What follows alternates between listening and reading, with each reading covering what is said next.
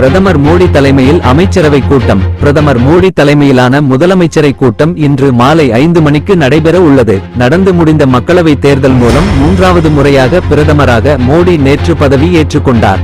அவருடன் 30 கேபினட் அமைச்சர்கள், 5 தனி பொறுப்புடன் கூடிய அமைச்சர்கள், 36 இணைய அமைச்சர்கள் என்ன மொத்தம் 71 பேர் அமைச்சர்களாக பதவியேற்றுக் கொண்டனர். இவர்களுக்கு ஜனாதிபதி திரௌபதி முர்மு பதவி பிரமாணம் செய்து வைத்தார்.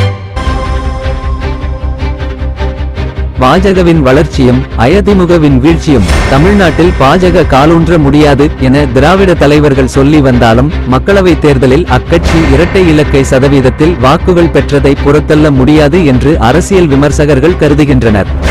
அதிமுக தன்னை மீட்டு உருவாக்கும் செய்வது அவசியம் என்றும் கூறுகின்றனர். திமுகவும் பாஜகவின் நகர்வுகளை கவனிப்பது அவசியம் என தெரிவிக்கின்றனர்.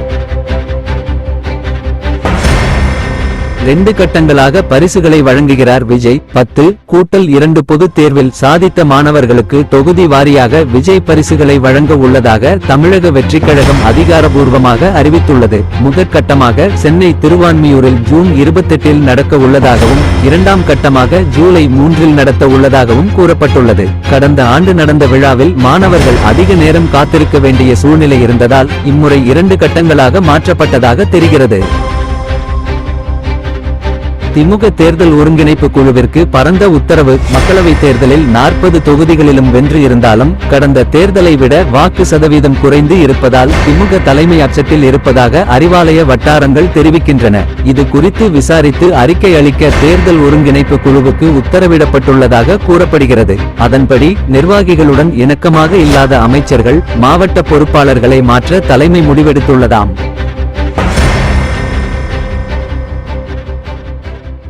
புதிய சாதனை படைத்த இந்திய அணி. பாகிஸ்தானுக்கு எதிரான 2020 உலக கோப்பை போட்டியில் இந்திய அணி புதிய சாதனை படைத்துள்ளது. முதலில் ஆடிய இந்திய அணி 10 விக்கெட் இழப்பிற்கு 119 ரன்கள் எடுத்துள்ளது. இதையடுத்து 120 ரன்கள் எடுத்தால் வெற்றி என்ற இலக்குடன் களமிறங்கிய பாகிஸ்தான் அணி 113 கீழ் 7 ரன்கள் மட்டுமே எடுத்து தோல்வியை தழுவியது.